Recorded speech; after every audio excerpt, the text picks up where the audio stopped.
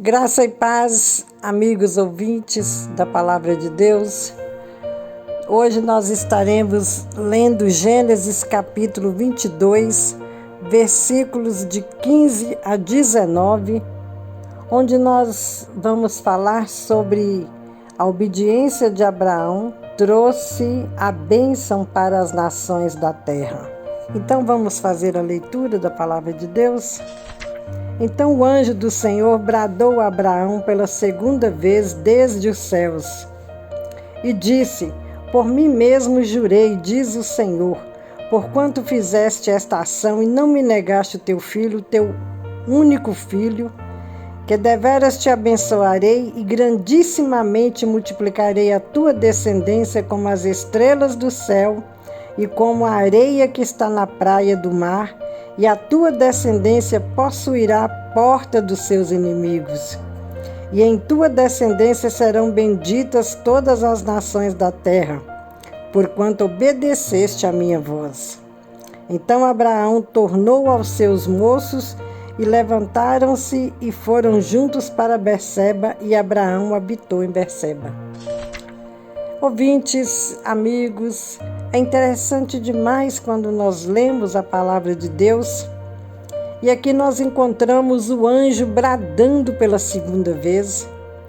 Ele realmente gritou para Abraão, bradou que não fizesse nada com o menino, que ele já tinha, Deus já tinha visto a ação de Abraão, Deus já tinha visto que Abraão não negou o seu único filho e que Abraão realmente, ele ouviu a voz do Senhor e ele obedeceu à voz do Senhor. E com isso, meus queridos, veio uma grande bênção para Abraão e para todas as famílias da terra, porque o Senhor fez ali uma promessa. Ali ele fez realmente um pacto, uma aliança com Abraão, dizendo: abençoarei-te e multiplicarei a tua descendência como as estrelas do céu.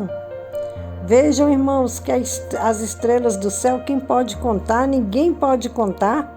Assim seria a descendência de Abraão, seria uma descendência enorme.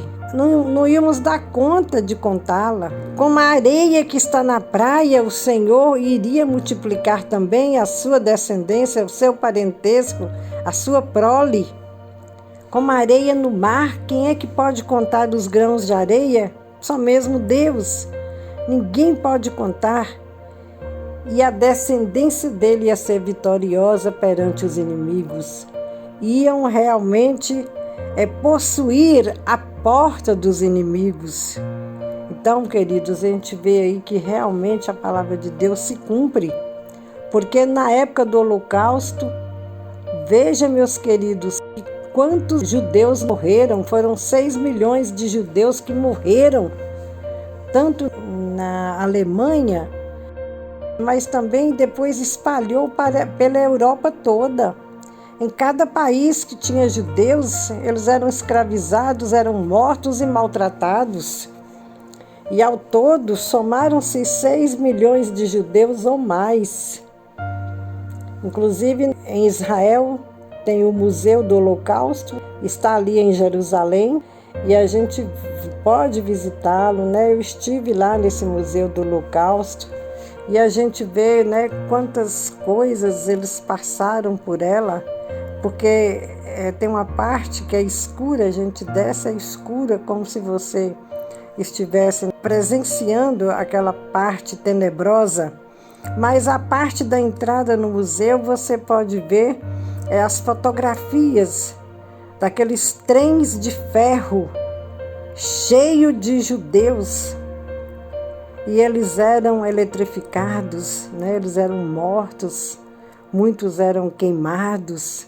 E a gente vê como que eles foram tratados, porque ali a gente vê corpos caindo, corpos sendo machucados, corpos que eram jogados para serem queimados.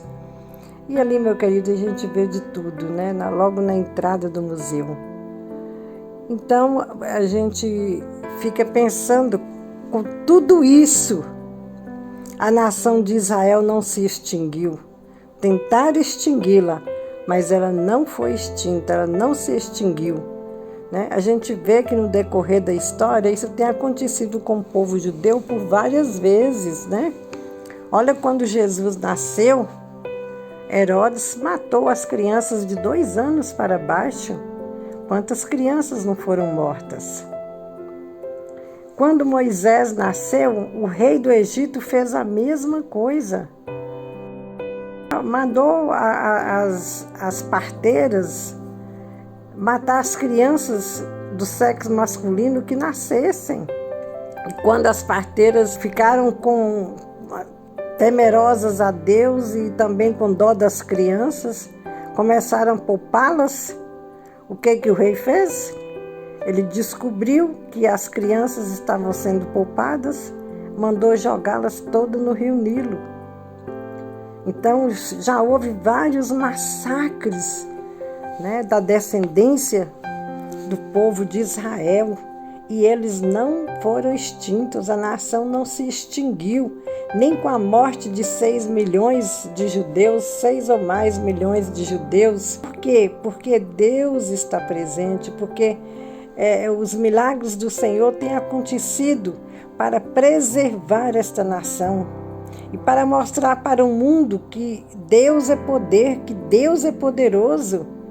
Inclusive, essa nação, em 1948, ela voltou, ela tinha perdido a sua condição de Estado, de nação, ela tinha sido dispersa, né?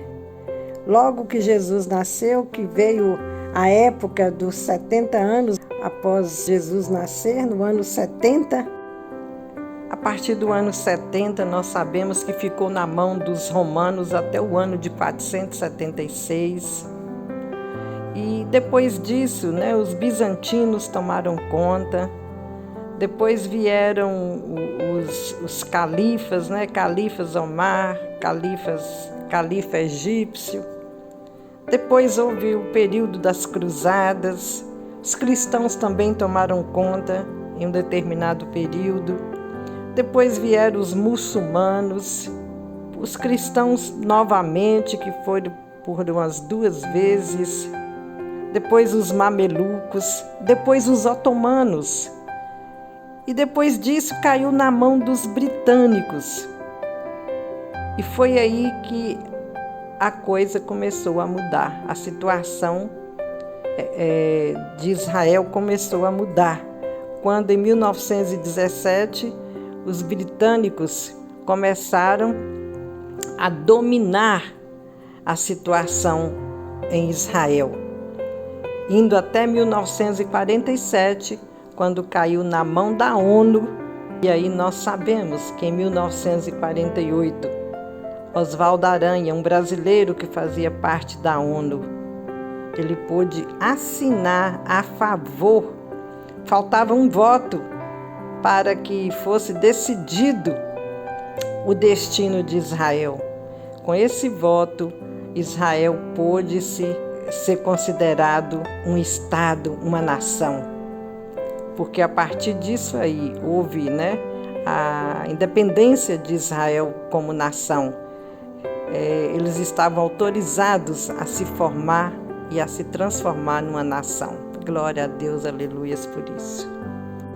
Em 1948, a figueira refloresce, a figueira brota, a figueira está viva.